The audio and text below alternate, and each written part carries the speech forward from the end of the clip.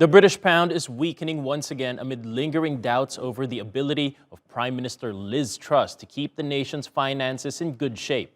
In a statement, global debt watcher Fitch announced it now has a negative outlook for the UK's credit rating.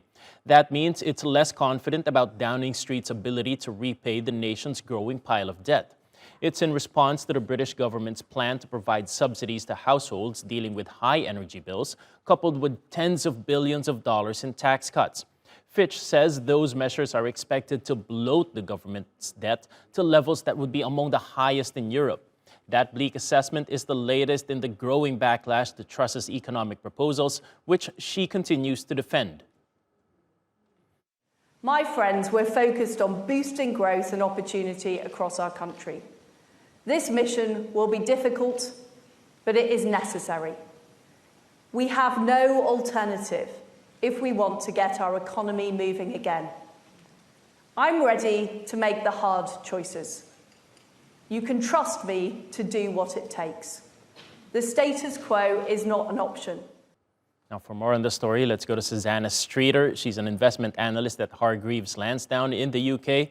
Welcome back to the program, Susannah. Now, we just heard from Liz Truss saying the status quo is not an option. Now, if you look at the market reaction, she seems to be right, but not in the way she means it to be, right?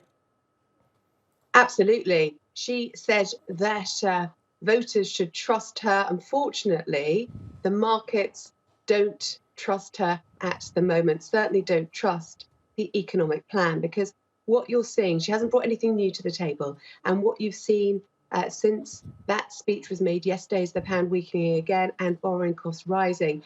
And again, as you mentioned, that negative outlook coming from now another ratings agency.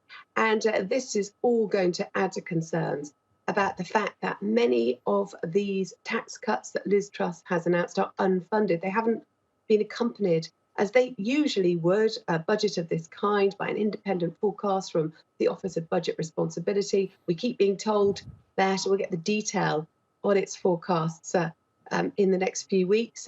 We were expecting it to be brought forward, but that's not happened. And as a result, there is really a lack of confidence in the plans that they are presenting. The problem is she wants to stimulate growth, but she's ended up doing the opposite, because what's happened is that borrowing costs have risen sharply, not just for the government, but also for homeowners, are really causing a crisis in the mortgage market, because fixed rate deals have hit a high not seen for 14 years. And again, it means that people feel as though they've got less money to spend, not more, so they're less likely to buy products, to buy services, to stimulate the demand that she wants to see.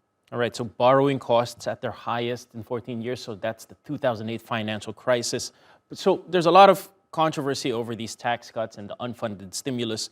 What can the government do if not this? Well, certainly not this at this time, because what it does is that it makes the Bank of England's job a lot harder. It's trying to rein in inflation, which is hovering around double digits.